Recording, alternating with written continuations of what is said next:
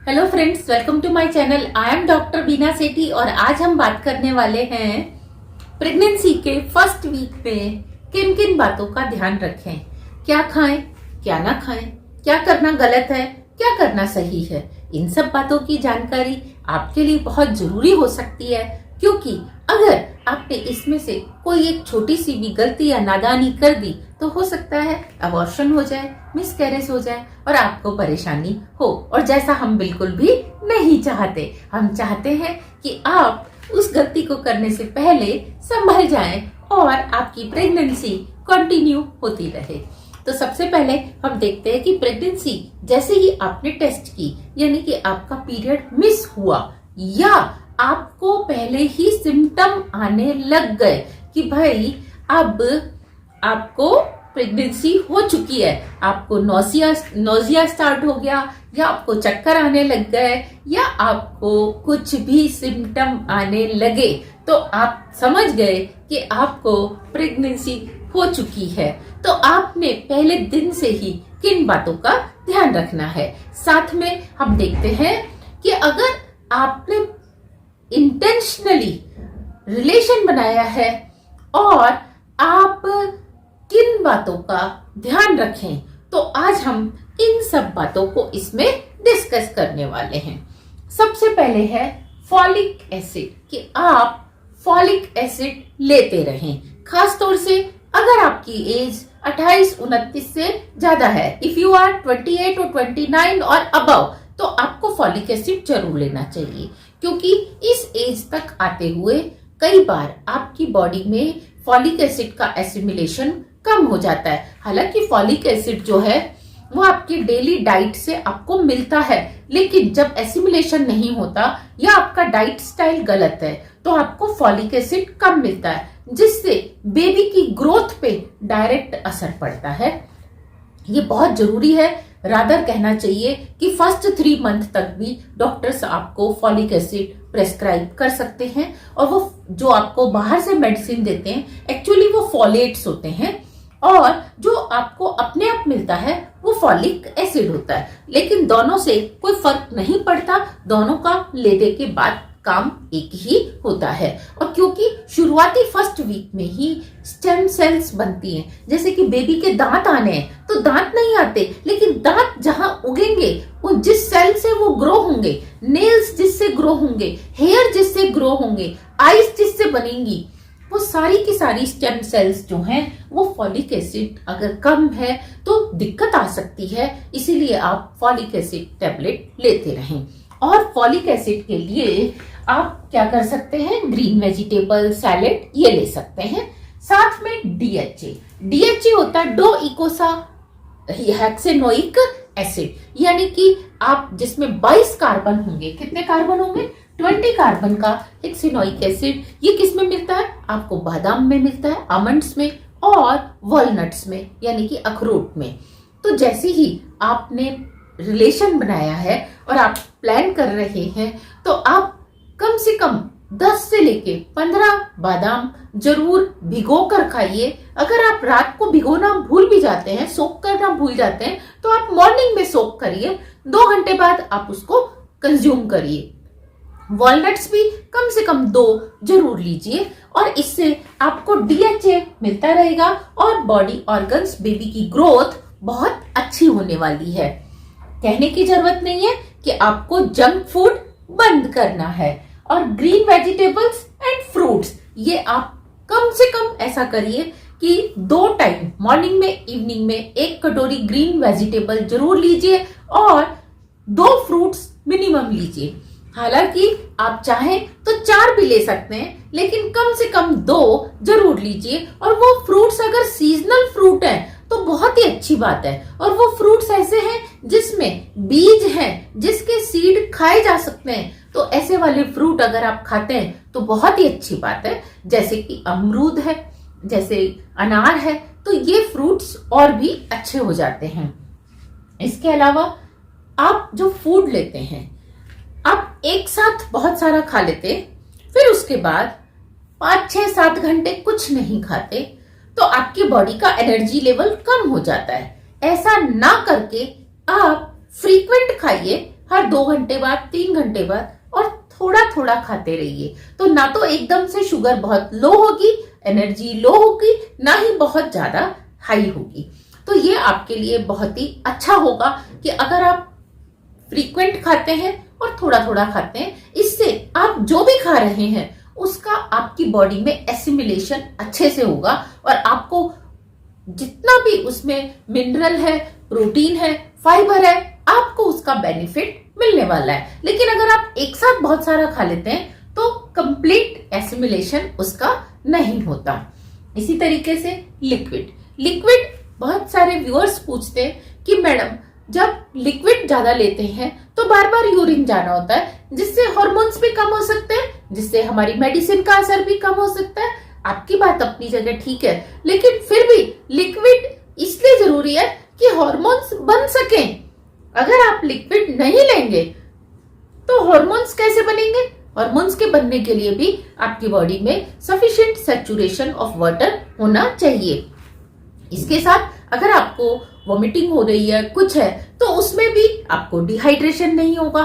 तीसरी चीज, अगर आप सफिशिएंट अमाउंट में वाटर लेते हैं तो जो एकदम से आपकी बॉडी में चेंजेस आ रहे हैं, हार्मोन लेवल बढ़ रहा है, आपको नोजिया होता है, आपको चक्कर आते हैं, आप वो बर्दाश्त नहीं कर पाते, बॉडी की पीएच एकदम चेंज होती है, तो आप अगर वाटर लेते हैं तो साथ साथ वो हार्मोन्स बाहर रिलीज हो जाते हैं, उनका पीक नहीं आता और आप इन सब चीजों से बचे रहते हैं। एक बार जैसे फर्स्ट प्रेगनेंसी में तो बहुत ज्यादा होता है, तो जब आपको वो पीक नहीं पहुंचेगा, आपको वॉमिटिंग नहीं आएगी, तो फ्यूचर में भी आपको क्या होगा, 2 घंटे बाद भी खाने का मन करेगा। और अगर बार बार वॉमिटिंग आएगी तो फिर आपका खाने का मन और भी कम करता है। तो इसीलिए लिक्विड के केस में आप लापरवाही ना रखें और लिक्विड अगर हो सके तो आप जब भी पानी पिए एक साथ 2 गिलास पिए।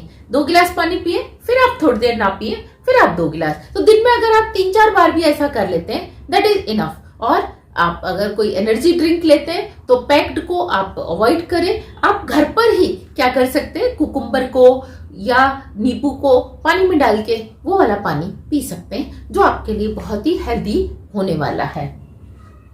प्रोजेस्टेरॉन अक्सर देखा गया है कि फर्स्ट बेबी के टाइम तो आपको दिक्कत नहीं आती, लेकिन जैसे ही आप सेकेंड बेबी प्लान करते हैं तो बार बार मिसकैरेज होने लगते हैं और ग्रोथ नहीं होती। अचानक से 15 दिन बाद ग्रोथ रुक जाती है, कभी हार्ट बीट नहीं आती। तो इस सब का कारण होता है प्रोजेस्टेरॉन की कमी। तो आप प्रोजेस्टेरॉन जरूर चेक कराइए। जैसे ही आपको पता चलता है कि आपने कंसीव कर लिया है तो आप अपने डॉक्टर के पास जाइए, और अगर एक मिसकैरेज हो चुका है तो जरूर जाइए, या आपकी एज 28 से ज्यादा है तो भी जरूर जाइए, क्योंकि अगर प्रोजेस्टेरॉन कम है तो बेबी की ग्रोथ नहीं होती। तो इससे क्या होता है, आपको 15 दिन बाद पता चलेगा, उस समय कुछ हो नहीं सकता। तो अच्छा है ना, डॉक्टर आपको पहले से ही प्रोजेस्टेरॉन की इंजेक्शन या कैप्सूल लिख के देंगे, तो उससे क्या होगा, आपको उस सिचुएशन को फेस करना ही नहीं पड़ेगा। तो अपना प्रोजेस्टेरॉन लेवल बना के रखिए। होल ग्रेन यानी कि ऐसा ग्रेन जिसका छिलका साथ में है। जैसे आप राजमा देखते हैं, किडनी बीन्स देखते हैं, आप साबुत दाल देखते हैं, आप ब्लैक ग्राम देखते हैं, इनमें फाइबर होता है। तो आप इनको जरूर लीजिए, वीक में 4 या 5 दिन लीजिए। हो सके तो ब्लैक ग्राम का आटा लीजिए, उससे फाइबर बढ़ जाता है। जब फाइबर ज्यादा होता है तो आपका जो मूवमेंट है, बाउल मूवमेंट, वो क्या रहता है, सही रहता है, आपको एनर्जी मिलती है। और इसमें बहुत सारे मिनरल्स होते हैं, वो मिनरल्स आपकी बेबी की ग्रोथ को बहुत अच्छे से होने देते हैं और आप खुशियां देखते हैं। इसी तरीके से जो आपने नहीं करना, उसमें हम देखते हैं कि जैसे ही आपने रिलेशन बना लिया, ठीक है, अब आप प्लान कर रहे हैं, उस दिन के बाद से ही आपने ठंडे पानी से नहाना धोना बंद करना है। कभी कभी जब आप पहला एक मग पानी का अपने ऊपर डालते हैं और आपको शिवरिंग होती है इस तरीके से, ये गलत होती है आपके हार्ट के लिए भी, और आपके बेबी का हार्ट तो बिल्कुल ही छोटा सा है, उसके लिए भी है। तो कई बार बेबी का हार्ट श्रिंक कर जाता है और जो नहीं होना चाहिए वो हो जाता है। तो ठंडे पानी से आप बात मत लीजिए। ठंडे पानी से बहुत ज्यादा कपड़े, बर्तन, और खासतौर से अगर मौसम ऐसा है, क्लाइमेट वैसा है, तो बिल्कुल भी नहीं कीजिए। बहुत भारी काम मत करिए। इसके साथ आप पीपीसी को अवॉइड करिए। पीपीसी मतलब पाइनएप्पल, दूसरा पी मतलब पपाया, और तीसरा सी मतलब चीकू।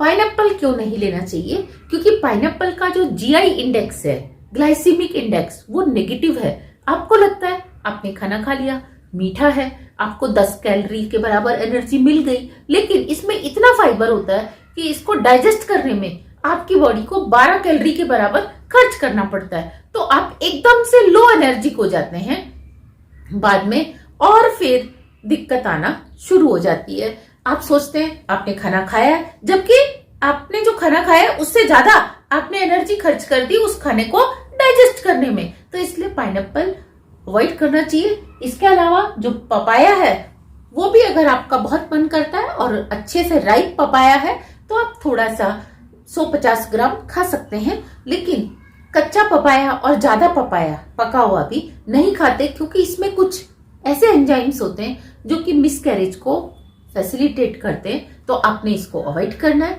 सिमिलरली आपने चीकू नहीं खाना है। रेस्ट को लेकर बहुत सारे लोगों की ये गलत फहमी होती है कि रेस्ट ही करना है। नहीं, आप जो आपके डेली रूटीन के काम है, जब तक आपको डॉक्टर मना नहीं करे, आपने करते रहना है। उससे आपके मूड स्विंग्स नहीं होंगे। दूसरा, आपका मन लगा रहेगा और आप जो खाएंगे वो भी आपको डाइजेस्ट होगा। तो इसीलिए हल्का फुल्का काम जो आप रोज करते हैं करते रहिए। लेकिन इसका मतलब ये नहीं है कि आपने घर का सफाई अभियान, दिवाली का सफाई अभियान जरूर चलाना है, पूरे घर के कपड़े उसी दिन धोने हैं। नहीं, आप ये 15-20 दिन शुरू के क्या कर सकते हैं, भारी काम को अवॉइड कर सकते हैं। कहीं जर्नी करनी है, जर्नी को अवॉइड कर सकते हैं। कोई हैवी एक्सरसाइज है, उसको अवॉइड कर सकते हैं। हल्के फुल्के काम जो आप करते हैं ये जरूर करें। जबरदस्ती बिस्तर पकड़ के ना बैठें। एक्सरसाइजेस जो आप पहले से करते आ रहे हैं, माइल्ड एक्सरसाइज, योगा, वो करिए। लेकिन कोई नई एक्सरसाइज बिल्कुल ट्राई मत करिए। और हैवी एक्सरसाइज चाहे पहले से करते आ रहे हैं, उसको बंद कर दीजिए। वॉक जरूर करनी चाहिए। वॉक करने से आपका ऑक्सीजन लेवल जो है वो इंक्रीज होता है, आप एनर्जेटिक होते हैं, आपकी स्किन भी ब्रीथ कर पाती है और आपके मूड स्विंग्स ठीक हो जाते हैं। फास्ट बिल्कुल भी मत करिए, चाहे वो आप कितने टाइम से करते आ रहे हैं। किसी भी डे का फास्ट है, किसी भी रिलीजन में है आप जब फास्ट करते हैं, बहुत लंबे टाइम तक आप खाना नहीं खाते, जो आपके बेबी की ग्रोथ को एकदम से क्वेंच कर देता है। और कभी कभी वो इरिवर्सिबल हो जाती है कि फिर वो आगे आप कितना ही खाना खा लो, उसका बेनिफिट आपको नहीं मिलता। तो कम से कम इन दिनों में आप फास्टिंग को अवॉइड करिए। ओवर ईटिंग भी अवॉइड करनी है और फास्टिंग भी अवॉइड करनी है। पेन, अगर आपको लगता है कि जैसे ही आपने कंसीव किया है आपको पेन हो रहा है, वो काफी तेज पेन है, तो आप अलर्ट हो जाइए। हो सकता है वो इक्टोपिक प्रेगनेंसी हो, और कई बार इक्टोपिक प्रेगनेंसी में आपको जो टेस्टिंग किट्स आती हैं उसमें भी रिजल्ट नहीं आता, तो आपको फिर ब्लड से टेस्ट कराना पड़ता है। तो ऐसे केस में जब आपको लेफ्ट या राइट साइड पे पेन हो और वो सीवियर पेन हो, तो आप अलर्ट होके डॉक्टर के पास तुरंत जाइए और अपना अल्ट्रासाउंड कराइए और देखिए कि कहीं आपको फेलोपियन ट्यूब के अंदर तो प्रेगनेंसी नहीं रुक गई है क्या, वहां पे तो फेलो इम्प्लांटेशन नहीं हो गया। और इसका जितनी जल्दी हो सके उतनी जल्दी ट्रीटमेंट लीजिए, अदरवाइज फेलोपियन ट्यूब रप्चर हो जाती है और it can not be repaired. एक साइड की रप्चर हो गई तो फिर केवल एक ही साइड की रहेगी, और अगर आपने गलती से दोनों साइड की रप्चर कर दी तो सॉरी टू से आपके लिए एक इरिवर्सिबल प्रोसेस हो जाएगा which can not be repaired. इन सब के साथ आपने एक बात का जरूर ध्यान रखना है, डॉक्टर को जितनी जल्दी हो सके उतनी जल्दी कंसल्ट करना है। ऐसा नहीं कि 3 महीने बाद कंसल्ट करेंगे, फर्स्ट ट्राइमेस्टर के बाद नहीं। जैसे ही आपको प्रेगनेंसी के सिम्टम आने लगे उसी समय, या जैसे आपका पीरियड मिस होता है और आप टेस्ट करते हैं, उसी समय आपको डॉक्टर के पास जाकर जरूर दिखाना चाहिए और उनकी एडवाइस को फॉलो करना चाहिए। हो सकता है वो आपको फॉलिक एसिड लिख के दें, हो सकता है वो आपको प्रोजेस्टेरोन लिख के दें। इनको अवॉइड करना मतलब बच्चे की हेल्थ के साथ बिल्कुल उसको परेशान करना। प्रोजेस्टेरोन अगर आपको डॉक्टर ने लिखा है कि 7 डेज लेने हैं, तो इट डजंट मीन कि आप 7 दिन के बाद उसको बंद कर दो। नहीं, 7 दिन के बाद दोबारा डॉक्टर के पास जाओ और पूछो कि क्या मुझे आगे कंटिन्यू करने हैं, क्योंकि आप घर बैठ जाओगे तो डॉक्टर आपके पास अपने आप नहीं आएंगे, आपको जाना है। तो कई बार डॉक्टर एक साथ 3 महीने के लिए नहीं लिखते, वो आपको 7 डेज के लिए लिखते जाते हैं और आप सोचते हो 7 दिन के लिए लिखा था, अब तो ठीक हो गए, तो अब जाने की क्या जरूरत है। भाई वो 7 दिन के प्रोजेस्टेरोन का कमाल है कि आप ठीक हो गए और अभी तो आपको और जरूरत है। तो क्या आपको 7 ही दिन ठीक रहना है? ज्यादा दिन ठीक नहीं रहना, आपको ज्यादा दिन ठीक रहना है। तो आप खुद जाएंगे, अगर डॉक्टर कहें बंद कर दो तो आपने बंद करना है, और डॉक्टर कहें नहीं आपने कंटिन्यू करना है आगे 10 दिन के लिए, तो 10 दिन बाद घर नहीं बैठना, 10 दिन के बाद फिर जाना है। 15 दिन के लिए कहें तो 15 दिन के बाद फिर जाना है, और जो डॉक्टर कहें उसको मानना है। तो ये थी हमारी एडवाइस उनके लिए जो प्लान कर रहे हैं ताकि कोई भी गलती ना करें। Happy pregnancy, all the very very best, thank you.